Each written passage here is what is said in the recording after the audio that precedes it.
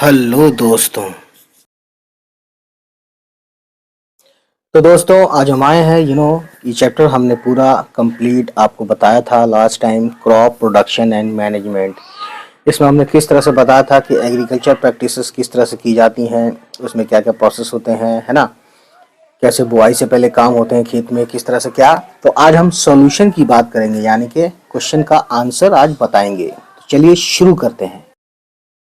तो दोस्तों देख सकते हैं ये लिखा है क्वेश्चन नंबर 1 का। पढ़ते हैं इसको। Select the correct word from the following list and fill in the blanks, यानी कि कुछ वर्ड्स दिए हैं जो कि इन पे खाली जगह में भरने हैं इसको। जैसे फ्लोट है, फ्लोट मतलब तैरना, वाटर, क्रॉप, न्यूट्रिएंट्स, प्रिपरेशन। ठीक है, तो सॉइल को प्रिपेयर किया जाता है, तो वही एक प्रोसेस है प्रिपरेशन। और आपने नहीं देखा हो तो वो वीडियो देख लीजिएगा, ठीक है, इस प्लेलिस्ट में आपको मिल जाएगा। तो देखिए ए का आंसर जो है, देखिए the same kind of plants grown and cultivated on a large scale eight a place is called crop. ठीक है, तो ये क्रॉप होता है, ठीक है ना। तो इसी तरीके से अगला है हमारा the first step before growing crops is क्या हो सकता है, प्रिपरेशन ऑफ द सॉइल। ठीक है, तो अगला देखते हैं गाइस। ये है सी, डैमेज्ड सीड्स वुड। तो दो हैं खाली जगह इसमें, ठीक है। Would float on the top of water. Float यानी तैरते हैं, डैमेज जो सीड होते हैं वो तैरते हैं पानी में डालने पर। डी है for growing a crop sufficient sunlight and, तो सनलाइट के बाद water and nutrients from the soil are essential. तो यहाँ आंसर आप देख सकते हैं बहुत ज़्यादा अच्छे से, ठीक है। इसका स्नैपशॉट ले लीजिए, उसके बाद आगे बढ़ते हैं। तो दोस्तों ये है question number 2। Match items in column A with those in column B. ठीक है, तो ये दिया है कॉलम ए का 1 2 3, ये सब खरीफ क्रॉप्स, ये सब जो भी है, इसमें एक एक्स्ट्रा दे दिया मुझे ऐसा लगता है, ठीक है। तो बहरहाल हम देखते हैं कि, तो गाइस मैच द फॉलोइंग देख सकते हैं, आंसर दिया हुआ है, ठीक है। यानी खरीफ क्रॉप्स का पैडी एंड मेज से मिलेगा, यानी खरीफ क्रॉप जो है पैडी एंड मेज से मिलेगा। रबी क्रॉप्स का व्हीट एंड ग्राम से, तो रबी क्रॉप्स का व्हीट एंड ग्राम से, डी से, दूसरे का डी। बहरहाल यहाँ आप देख लीजिए, स्नैपशॉट ले लीजिए, है ना। केमिकल फर्टिलाइजर्स का यूरिया एंड सुपर फॉस्फेट से मिलेगा, और ऑर्गेनिक मैन्यूर का animal excreta, cow dung, urine and plant waste से मिलेगा, ठीक है ना। तो आप देख सकते हैं, समझ सकते हैं, ठीक है। तो ये है आंसर, ठीक। अब आगे बढ़ते दोस्तों, ये है गिव 2 एग्जाम्पल्स ऑफ ईच, यानी खरीफ क्रॉप्स के 2 एग्जाम्पल देने हैं और रबी क्रॉप्स के 2 एग्जाम्पल देने हैं। तो ये रहेगा इस एग्जाम्पल्स। आंसर है क्वेश्चन नंबर 3 का, ठीक है। आंसर है ए का खरीफ क्रॉप्स का, देखिए पैडी है, सोयाबीन है। वैसे तो नाम बहुत सारे हैं लेकिन 2 देने हैं, तो ये 2 नाम लिख सकते हैं आप। रबी क्रॉप का आंसर है ना, वीट एंड मस्टर्ड, ये दोनों। वीट मस्टर्ड क्या है, ये रबी क्रॉप का फसल है। खरीफ क्रॉप का है पैडी एंड सोयाबीन, ठीक। अब देखते हैं क्वेश्चन नंबर 4। तो दोस्तों ये देख सकते हैं, ये लिखा है question number 4, right a paragraph in your own words on each of the following. तो ये कहते हैं पहला है, यानी कि आपको पैराग्राफ लिखना है ना, अपने वर्ड्स में, अपने वर्ड्स में, ठीक है। प्रिपरेशन ऑफ सॉइल है, सोविंग है, वीडिंग है, थ्रेशिंग है। बहुत इजी है, आपकी बुक में भी है और मैंने यहाँ लिखवाया भी है, तो मैं पढ़ देता हूँ फटाफट से, ठीक है। तो दोस्तों क्वेश्चन नंबर ए है, 4 का ए, प्रिपरेशन ऑफ सॉइल, है ना। तो before sowing seed we have to preparation of soil. It is the first step before growing any crop. In this step we have to turn the soil and loosen it. Because of this the roots to penetrate deep into the soil, and the loosely soil allows the roots to breathe easily when they go deep into the soil. तो ये हो गया preparation of soil का paragraph एक तरह से। उसके बाद बी है, देखिए कंप्यूटर से लिखा हुआ है इसलिए कम लग रहा है, छोटा भी लिख रहा है ये। जब आप लिखेंगे हैंड से तो आपका शायद आपकी कॉपी भर जाए, एक पेज भर जाए आराम से। उसके बाद है बी, सोइंग, है ना, बोना। एस आ गया है, एस ये वाला है, स्पेलिंग सही है, इसमें एस आ गया, एच हटा देना। Sowing is very important part of crop production. We should always select good quality of seeds to avoid any loss while farming. ठीक, for a good crop high yielding seeds are preferred. yielding लिखते हैं, देखिए yielding spelling आप देख सकते हैं, है ना। स्क्रीन पे देख सकते हैं बिल्डिंग लिख गया है गलती से, ठीक, बिल्डिंग है यहाँ पे। उसके बाद देखिए सी है weeding. The process of removing unwanted plant from a field is called weeding. In this process we have to use these two method. तो यहाँ दीज लिख लिए, दीज टू मेथड्स, पहला है टिलिंग एंड दूसरा है मूविंग। उसके बाद देखिए सी का ही पार्ट है ये, weed plants tilled completely with their roots and removed while tilling. यहाँ पे टेलिंग हो गया है, टिलिंग कर लीजिएगा, TILLING, tilling full stop. In moving removing unwanted plants from a field. अब देखते हैं दोस्तों ये है डी पार्ट, ठीक है ना। तो डी पार्ट देखिए threshing. Threshing is the process of separation of grain from the stock on which it develops and from the chaff. The edible part of the crop is loosened and secure the fibered part. It is done after harvesting and before winnowing. Guys ये होता है question 4 का fourth part यानी D part, ठीक है। अब देखते हैं क्वेश्चन नंबर 5। 5 है explain how fertilizers are different from manure. ये कहते हैं कि फर्टिलाइजर जो है मैन्यूर से कैसे अलग है, यानी खाद से कैसे अलग है, ठीक है।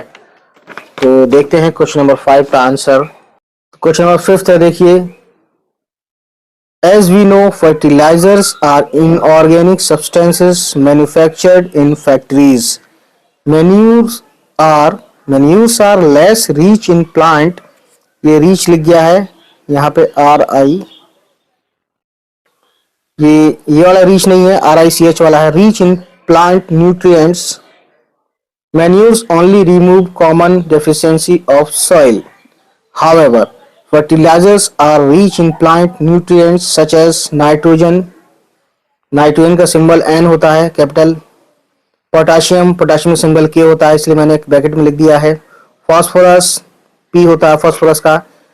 Both add humus to soil, both यानी कि इसमें फर्टिलाइजर्स और मैन्यूर की बात कर रहे हैं, तो दोनों क्या करते हैं, एड ह्यूमस यानी नमी लाते हैं सॉइल के अंदर, by providing organic substances and nutrients, ठीक है।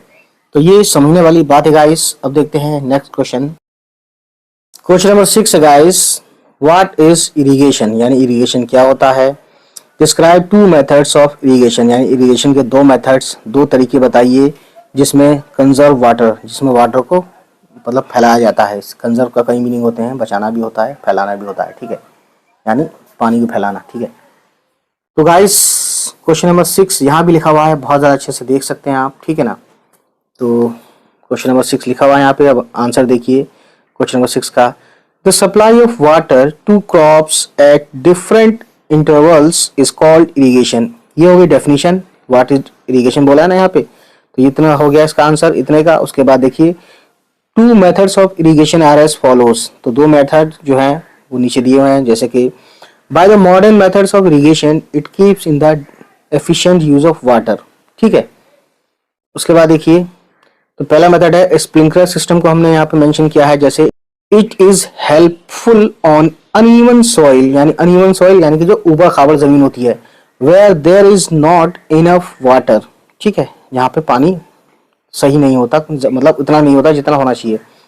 Water is delivered to move central sites within the field through pipes in this method. तो इसमें क्या होता है, मैंने आपको सारी चीज बताई हुई है, बस आपको मैं आंसर पढ़ के सुना रहा हूँ, ठीक है। उसके बाद देखिए दूसरा मेथड है इसमें drip irrigation.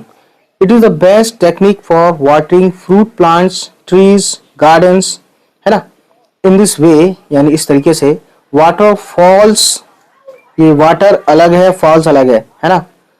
Water falls directly, यानी वाटर गिरता है डायरेक्टली, है ना, near the roots, that is why है का दैट्स वाई हो जाता है, ठीक है, short, is known as a drip system, ठीक। अब देखते हैं question number 7। If wheat is sown in the kharif season, ये कहते हैं खरीफ सीजन में अगर हम गेहूं को बोते हैं, व्हाट वुड हैपन, तो क्या होगा, डिस्कस करें। तो क्वेश्चन नंबर 7 का आंसर हम डिस्कस करते हैं। देखिए तो क्वेश्चन ये है 7, आंसर है it is clear that wheat is a rabi season which grown in the winter season. Rabi crops are commonly sown from October to March and required less water, low temperature, less humidity and moderate sunshine. Moderate मतलब मुनासिब sunshine, यानी सूरज की रोशनी जो मुनासिब होती है. While खरीफ crops, जबकि खरीफ crops में क्या होता है, kharif crops are sown in the rainy season. तो खरीफ क्रॉप जो है मेन चीज ये है कि वो बारिश के दिनों में बोई जाती है. रेनी सीजन जनरली स्टार्ट्स, यहाँ पे रेनी रह गया है तो रेनी लिख देना, ठीक है. रेनी के बाद season generally starts from June to September. As we know these require a lot of water, excess temperature, excess यानी ज़्यादा टेम्परेचर, एंड ह्यूमिडिटी, और इन्हें नमी भी चाहिए, नमी है ना. ह्यूमिडिटी जो हवा में पानी होता है ना उसको हम ह्यूमिडिटी बोलते हैं. So if wheat is sown in the kharif season it will face an adverse climatic condition. यानी अगर हम गेहूं को हम खरीफ में बोते हैं तो होता क्या है कि ये जो है बहुत अपने जो जैसा उसका मौसम क्लाइमेटिक कंडीशन होता है वैसे उसके मुखालिफ यानी उसके उल्टे उसको क्लाइमेटिक कंडीशन मिलेगा. यानी बहुत ज़्यादा गर्मी होगी, बहुत ज़्यादा टेम्परेचर होगा इस तरीके से. जबकि ये खरीफ नहीं, रबी का सीज़न का वीट यानी गेहूं जो है रबी के सीज़न का है, जब हल्की ठंड भी होती है, हल्का बारिश भी होती है, सब चीज़ें. तो कहते हैं कि देन तब it will not yield any crop, और इससे कोई क्रॉप भी नहीं निकलेगी, नहीं बनेगी, ठीक है. उसके बाद देखिए क्वेश्चन नंबर 8 है, बुक में भी देख सकते हैं, यहाँ पे भी देख सकते हैं, लिखा हुआ है मैंने. Explain how soil gets affected by the continuous plantation of crops in a field. ठीक है, तो ये देखिए ये है answer. Due to the continuous plantation of crops is done in the field, then the soil will become poor in necessary nutrients like nitrogen. ठीक है, ये कहते हैं कि अगर आप लगातार क्रॉप्स करते हैं किसी भी फील्ड में, यानी लगातार खेती करते हैं, तो क्या होगा कि वहाँ पे जो ज़रूरी, ये कहते हैं नेसेसरी न्यूट्रिएंट्स, जो ज़रूरी उसके लिए न्यूट्रिएंट्स हैं, न्यूट्रिएंट्स बोलते हैं कि जैसा इंसान को प्रोटीन भी चाहिए, विटामिन भी चाहिए, तो वही इनके लिए भी कुछ न्यूट्रिएंट्स होते हैं, है ना, पौधों के लिए या खेती के लिए. तो न्यूट्रिएंट्स का नाम भी लिया है यहाँ, जैसे कि नाइट्रोजन है, फॉस्फोरस है, पोटाशियम है. ये क्या है, इनको घट जाएगा और लगातार कंटिन्यूअस प्लांटेशन की जाए. तो plants required nutrients for their proper growth and functioning, यानी कि प्लांट को जो है न्यूट्रिएंट चाहिए होता है उनकी अच्छे से फंक्शनिंग, उनके काम करने के लिए और उनके ग्रोथ के लिए, यानी उनकी पैदावार बढ़ने के लिए. ठीक है ना. उसके बाद देखिए this will reduce the yield of the soil, और इस तरह से ये कहते हैं कि कंटिन्यूअस प्लांटेशन से क्या होगा फील्ड में, ये यील्ड यानी सॉइल का जो यील्डिंग है ना, यानी सॉइल की जो उपजाऊपन है उसको खत्म कर देता है. ठीक है. उसके बाद अब देखते हैं question number 9. What are weeds, यानी वीड्स क्या होते हैं, how can we control them. सब पढ़ा चुका हूं मैं, फिर भी देखते हैं क्वेश्चन नंबर 9 का आंसर. तो दोस्तों क्वेश्चन नंबर 9 ये लिखा हुआ है, उसके बाद देखते हैं हम आंसर पढ़ते हैं फटाफट से. ठीक है. यह इन ए फील्ड, किसी फील्ड में या किसी खेत में, मैनी अनडिजायरेबल प्लांट्स में grow naturally along with crop, यानी क्रॉप के साथ साथ वो प्लांट्स भी उग जाते हैं जिनको हम चाहते नहीं कि वो उगे, उसी बोलते हैं undesirable plants.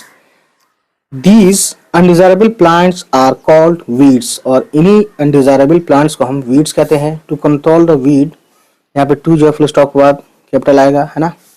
To control the weed, we can adopt different methods like mechanical methods, culture methods, chemical methods and biological methods. ठीक है. तो ये सब चीज़ें हैं. आंसर लिखने का एक तरीका होता है इसमें. उसके बाद देखिए अगले पैराग्राफ लिखा है इस आंसर को अच्छे से. In the mechanical methods, we do uprooting, weeding, hand hoeing, ploughing, burning and flooding. In the culture methods, farmers need a proper seed bed preparation timely, showing of. तो शो हो गया यहाँ पे एस हटा देना, एच हटा देना यहाँ पे. यह है sowing, SOWING, sowing of crops, intercropping and crop rotation. ठीक है. In the method of chemical, अब केमिकल मेथड में क्या होता है, spraying of chemicals like herbicides and weedicides. ये और हो गया, पता नहीं और कैसा हो गया है, या ओ आर और होगा इसलिए इसने लिख दिया. खैर एग्जाम्पल है एस्ट्राजाइन एंड आइसोप्रोटूरोन, ठीक है, ये सब एग्जाम्पल हैं इसके। उसके बाद देखते हैं गाइस, उसके बाद देखते हैं आगे इसमें क्या है। व्हेन कंट्रोल बायोलॉजिकली, जब हम वीड कंट्रोल करते हैं, we have to use of insects और some organism which consumes and destroy the weed plant, ठीक है। Prickly pear cactus is controlled by cochineal insect and aquatic weeds are controlled by fish, grass, carp। तो ये काफ़ी important है, इसमें question भी बनता है इसमें आगे जाके, है ना। तो दोस्तों ये है क्वेश्चन नंबर 9 का आंसर। अब देखते हैं क्वेश्चन नंबर 10। तो दोस्तों ये लिखा है arrange the following boxes in proper order to make a flow chart of sugar cane crop production, यानी कि जो गन्ने की क्रॉप प्रोडक्शन होती है उसके एक फ्लो चार्ट बनाना है, यानी कि सबसे पहले क्या करते हैं, उसके बाद क्या करते हैं, उसके बाद क्या करते हैं। तो मैंने इसका आंसर यहाँ पे मैंने लिख भी दिया है। पहला है प्रिपरेशन ऑफ सॉइल, दूसरा है प्लफिंग द फील्ड, तीसरा है सोविंग, चौथा है इरिगेशन, और पांचवा है मैन्यूरिंग यानी खाद वगैरह देना, और छठा है हार्वेस्टिंग यानी कटाई करना। उसके बाद जो है sending crop to sugar factory, ठीक है। तो उसको मैंने लिखा भी है, देखिए। तो ये लिखा है मैंने सॉइल प्रिपरेशन ऑफ सॉइल पहला पॉइंट है ना, दूसरा है प्लफिंग फील्ड, उसके बाद है तीसरा सोविंग, चौथा है इरिगेशन, पांचवा है मैन्यूरिंग, छठा हार्वेस्टिंग, और सातवां है sending crop to sugar factory, ठीक है ना। तो ये सब चीज़ें हैं। 11वां देखते हैं। तो क्वेश्चन नंबर 11 देखते हैं गाइस, ठीक है। Complete the following word puzzle with the help of clues given below. तो पहला है डाउन में, पहला पॉइंट, दूसरा पॉइंट, पांचवा पॉइंट, यानी डाउन में, यानी कि पहला ऐसे है, दूसरा ऐसे है, और तीसरा कहाँ गया, ऐसे है, ठीक है। तो इसी को समझने के लिए देखिए, ये कहते हैं प्रोवाइडिंग वाटर टू क्रॉप्स। तो पहला में प्रोवाइडिंग वाटर टू क्रॉप, तो यहाँ पे क्या लिखते हैं, यहाँ पे लिखेंगे दोस्तों। तो दोस्तों ये आएगा पहले में, यहाँ पे आएगा इरिगेशन, यहाँ तक आई से शुरू होगा, GATION इरिगेशन। और दूसरा लिखा है keeping crop grains for a long time under proper condition. तो दूसरे में आएगा दोस्तों स्टोरेज, ठीक है। उसके बाद पांचवा है पॉइंट ये वाला, certain plants of the same kind grown on a large scale, यानी कुछ एक खास किस्म का प्लांट जो है लार्ज स्केल पे उगाया जाता है, उसे हम क्या बोलते हैं, उसे हम क्रॉप बोलते हैं। सी लिखा हुआ है पहले से, क्लू दिया हुआ है, CROP, है ना। उसके बाद यहाँ आते हैं क्रॉस में, ये हो गया। अब देखते हैं a machine used for cutting the matured crop. Third point यहाँ से शुरू हुआ, एच से शुरू होता है, तो एच से हार्वेस्टर होता है, हार्वेस्ट, ठीक है। उसके बाद चौथा पॉइंट है a rabi crop that is also one of the pulses, a rabi crop जो कि पल्स भी है, ठीक है। तो पॉइंट है चौथा कहाँ लिखा है, ये लिखा है, तो ग्राम होता है, ठीक है। उसके बाद छठा मैं इसको दिखाऊंगा भी, आप उसका स्नैपशॉट ले लीजिएगा आराम से, या इसी के ले लीजिएगा। छठे का है दोस्तों, ये लिखा है प्रोसेस, ऐसा प्रोसेस जिसमें सेपरेशन किया जाता है ग्रेन का चाप से, यानी भूसे से दाने का अलग किया जाता है एक प्रोसेस। तो उसको हम क्या बोलते हैं, उसको हम बोलते हैं विनोविंग, नो, ठीक है। तो ये आंसर रहा गाइस, पहला का, दूसरा का, पांचवे का, तीसरे का, चौथे का, यानी ये है रोज और ये है कॉलम और ये है रोज, ठीक। स्नैपशॉट ले लीजिए, उसके बाद देखते हैं आगे। तो दोस्तों कहानी अब यहाँ खत्म होती है। तो चलिए फिर, उम्मीद है गाइस ये वीडियो आपको पसंद आई हो, और अगर पसंद आई तो प्लीज़ हमारे चैनल को सब्सक्राइब कीजिएगा और उन तक पहुँचाइएगा जिनको इन वीडियोज़ को देखने की ज़रूरत हो। चलिए मिलते हैं फिर, बाय बाय, टेक केयर।